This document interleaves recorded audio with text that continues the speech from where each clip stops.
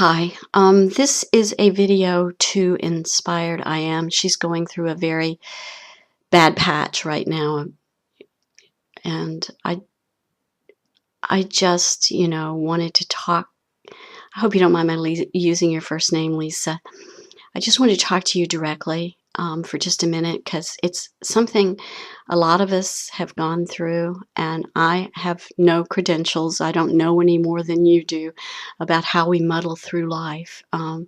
So you can take my advice for what it's worth, which probably isn't that much. But you are juggling a whole bunch of different things right now. You're a mother. I know you're a student, and it's just really hard to be so many different things and to have so many different roles and to be trying to do them all, try to get A pluses in everything you try to do. I can tell you're that kind of person. Uh, and you seem to really enjoy learning. I mean, I really like it when you've posted one of your videos about what you're encountering in your coursework or whatever. So I understand why you feel sort of overwhelmed right now. I think the blame game being played here on YouTube is not productive, which you pointed out in your last video. It doesn't really make you feel any better, and the object is for you to feel better. Pointing fingers isn't going to make you feel better. So I'm going to offer you my 2 cents, and it may not even be worth 2 cents of advice. And that is, first and foremost, nobody is grading a lot of what you do except you. Nobody expects you to make A pluses in motherhood and being a student every day and all the rest of the things you have to do. If you don't feel that you can do it all, and you don't feel that, people can help you with it, sometimes you just leave things undone and nothing bad happens.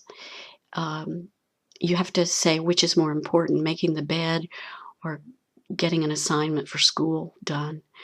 And sometimes it's getting the assignment for school because you can get back into an unmade bed, but if you can't turn the assignment in late, you don't really have a choice.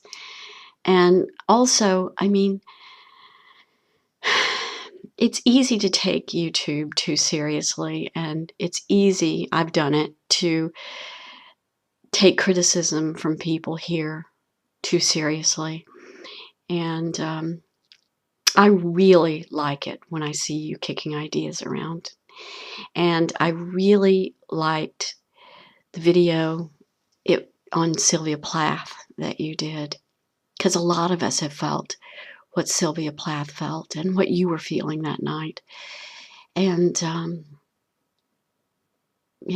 it's something that a lot of us identify with.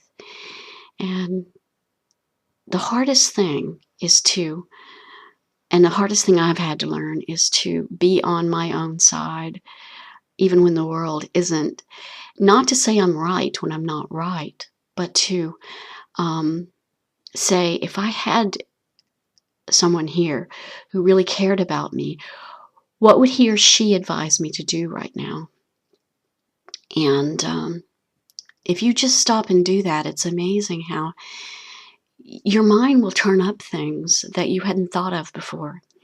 And that brings me to another strategy I use. So I'm not a psychologist, but these are just the things, because I've gone through similar experiences that I found helpful. And one of them is sit in a chair, read a poem. Now, don't read Sylvia Plath at this point. That would be my advice. Don't get out the bell jar. But read some poetry, maybe that you read as a child, or read something that meant something to you in the past.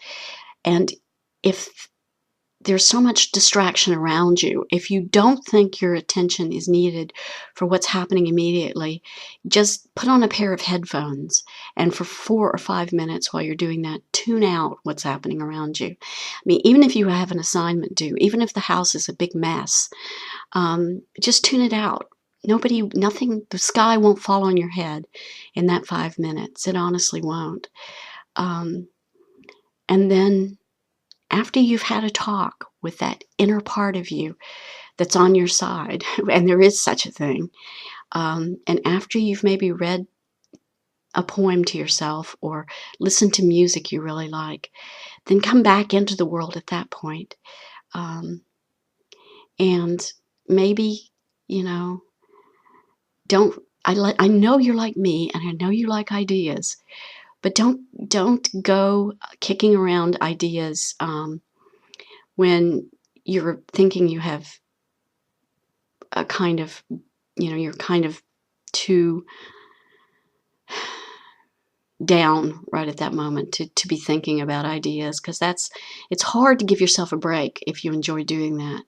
But give yourself a break and go do something completely different. You know, the world won't die if you buy yourself an ice cream cone, for example, or just sit down and watch some mindless television, and nothing will happen about, in your bigger life, as I said, if the bed isn't made at the end of the day. And most of all, just take care of yourself. Um, I don't know you very well except through your videos, but you have gone through getting to the depth of, the religion that you grew up in and why it didn't work for you. You're very smart in some important ways. And I think you're resilient. I honestly think you are very resilient. You just need to give yourself the space to be resilient. Take care of yourself, girl. Bye-bye.